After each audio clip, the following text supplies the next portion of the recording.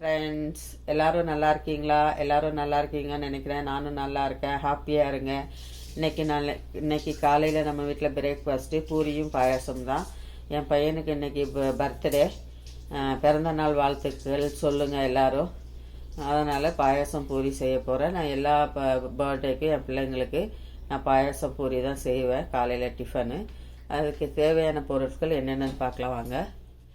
இப்போ 3/4 லிட்ரு பால் காய்ச்சி வச்சுருக்கேன். 3/4 லிட்ரு இது. அப்புறம் 1 கப்பு சர்க்கரை, 1 கப்பு ஜவ்வரிசி, ஒரு 3/4 கப்பு சேமியா, 1 கப்பு, அப்புறம் முந்திரி திராட்சை, அப்புறம் ஏலக்காய் பவுட்ரு வாசனைக்கு. இவ்வளோதான் பாயாசத்துக்கு தேவையான பொருட்கள். இப்போ எப்படி செய்யலாம் பார்க்கலாம் வாங்க. பேன் அடுப்பில் வச்சுக்கிட்டோம். நம்ம அந்த ஜவ்வரிசியை கொஞ்சம் வறுத்துக்கலாம். இந்த ஜவ்வரிசி வறுக்கிறதுக்கு ஒரே ஒரு சொட்டு நெய் ஊற்றிக்கணும். ஒரு சொட்டு போதும். இந்த ஜவ்வரிசியை நல்லா வறுக்கும்.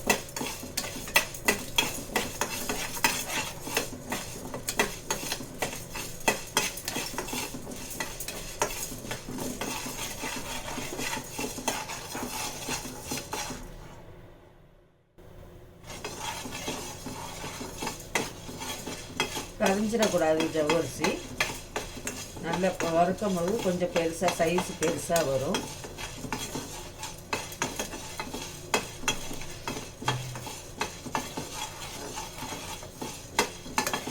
வாய்ஸ் கொஞ்சம் உங்களுக்கு நல்லா தெரியும். நான் கோல்ட் ஆகிருக்கு, அதனால தான் வாய்ஸ் கட்டியிருக்கு. தொண்டை வாய்ஸ் கம்மியாக கேட்குது. எங்கள் வீட்டுக்கு பின்னாடி போர் போடுறாங்க, அது சத்தமும் கேட்குது. நான் பேசுகிறதோடய அதுவும் சத்தம் கேட்குது. இப்போ ஜவ்வரிசி எல்லாம் பெருசாகிடுச்சு பாருங்க. இவ்வளோதான்.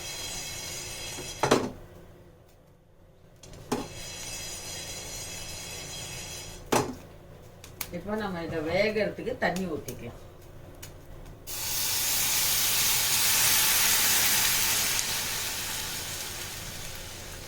ஜவ்வரிசி வேகணும். வேகிறதுக்கு தண்ணி ஊற்றிக்கிட்டோம். வேகட்டும், பார்க்கலாம். ஜவ்வரிசி வெந்துடுச்சு. நமக்கு பாலாக நல்லா வெந்துடுச்சு பாருங்கள். இந்த மாதிரி வெந்திருக்கணும். ஜவ்வரிசி வெந்துடுச்சு. நம்ம இடையில தண்ணி தேவைப்பட்டால் தண்ணி ஊற்றிக்கணும். ஊற்றின தண்ணியே பத்தாது இந்த ஜவ்வரிசி வேக. அதனால் இடையில தண்ணி வேணால் தண்ணி ஊற்றிக்கணும், இல்லைன்னா அடி பிடிச்சிரும். இப்போ ஜவ்வரிசி ஓரளவு வெந்துடுச்சு. இப்போ நம்ம ஜவ்வரிசியை எடுத்து வச்சுக்கிட்டோம். இப்போ பால், நம்ம கொதிக்க வச்ச பால் நல்லா கொதிக்க வச்சுக்கிட்டேன். திரும்பவும் பால் கொதிக்குது பாருங்கள்.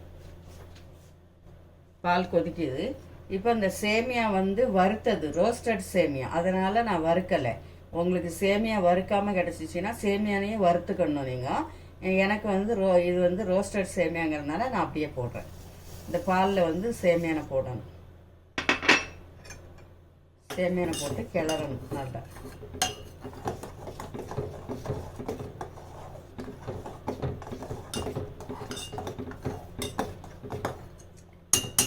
இந்த சேமியா அந்த பால்லே வேகணும். இப்போ நம்ம 1 கப்பு சர்க்கரை வச்சுருந்தோம் இல்லையா, நான் அரை ஸ்வீட் தான் போடுறேன். உங்களுக்கு தேவைன்னா எக்ஸ்ட்ரா சுகர் போட்டுக்கலாம். நான் 1 கப்பு சர்க்கரை சேர்த்துக்கிறேன்.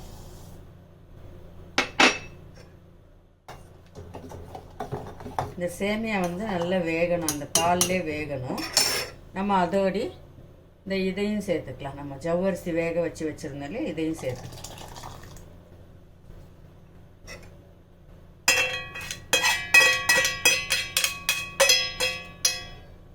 இதெல்லாம் சேர்ந்து ஒன்றா கலந்து வெந்து வரும். வெந்து வரும்போது நம்ம இப்போ பக்கத்து அடுப்பில் போட்டுக்கலாம். இதை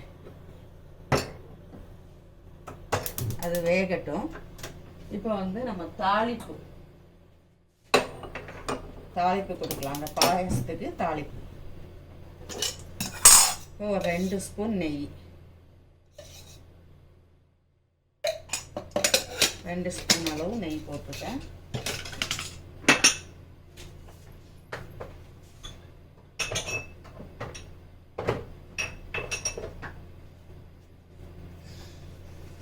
இந்த நெய் வந்து நல்லா சூடாகட்டும்.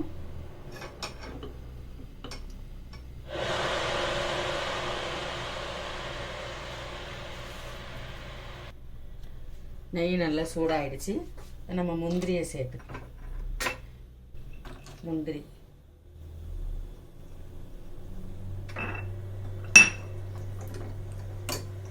நல்லா வறுத்துக்கலாம். நெய்யிலே வறுக்கணும் முந்திரி.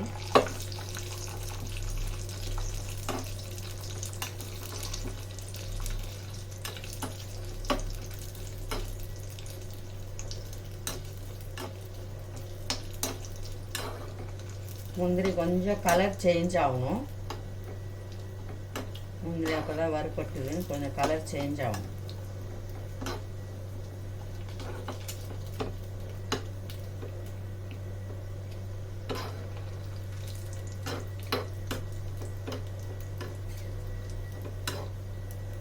நீங்களும் எப்படி பாயசம் செய்வீங்க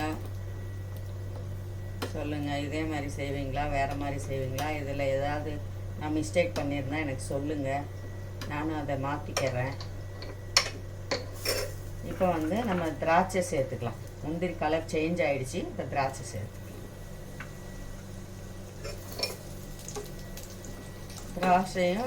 திராட்சையும் பால் மாதிரி உருண்டு வரணும் தாளிப்பில்.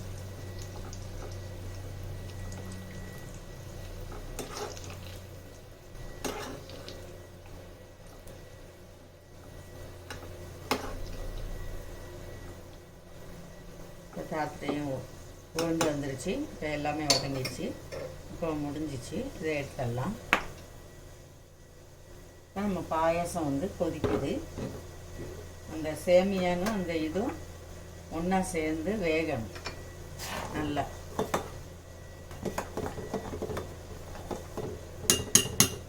இதுக்கு வந்து ஒரே ஒரு பிஞ்சு உப்பு சேர்க்கணும். அந்த ஸ்வீட்டை எடுத்து கொடுக்கும். அப்போ தான் கல்லுப்பு ஒரே ஒரு பிஞ்சு இந்த ஸ்வீட்டை வந்து நம்மளுக்கு எடுத்து கொடுக்கும்.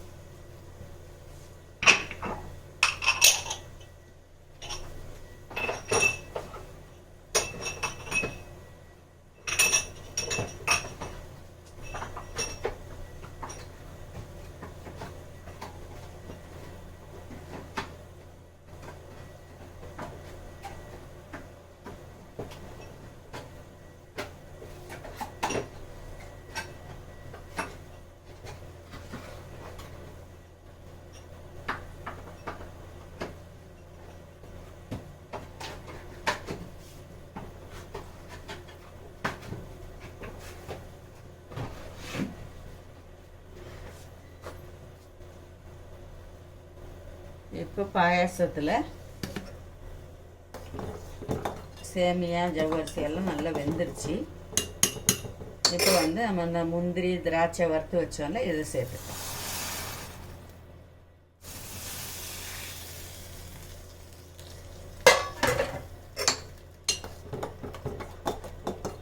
இவ்வளோதான், பால் பாயாசம் ரெடி ஆயிடுச்சு நம்ம வீட்டில்.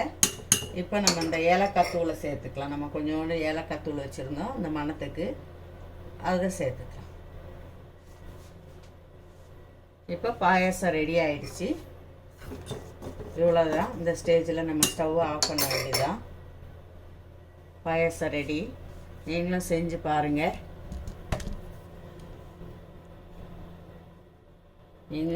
பாருங்கள். உங்கள் வீட்டில் பாயாசம் நீங்கள் எப்படி செய்வீங்கன்னு சொல்லுங்கள். நான் இப்படி தான் பால் பாயாசம் வந்து இப்படி தான் செய்வேன். உங்களுக்கு பிடிச்சிருந்துச்சின்னா எனக்கு லைக் பண்ணுங்கள், ஷேர் பண்ணுங்கள், சப்ஸ்கிரைப் பண்ணுங்கள். எங்கள் பெப்பர் சமையல் சேனலுக்கு சப்போர்ட் பண்ணுங்கள். இன்ஷா அல்லாஹ் அடுத்த வீடியோவில் சந்திப்போம். உங்களுக்காக நான் துவா செய்கிறேன், எங்களுக்காக நீங்கள் துவா செய்யுங்க. அஸ்ஸலாமு அலைக்கும். பால் பாயாசம் ரெடி.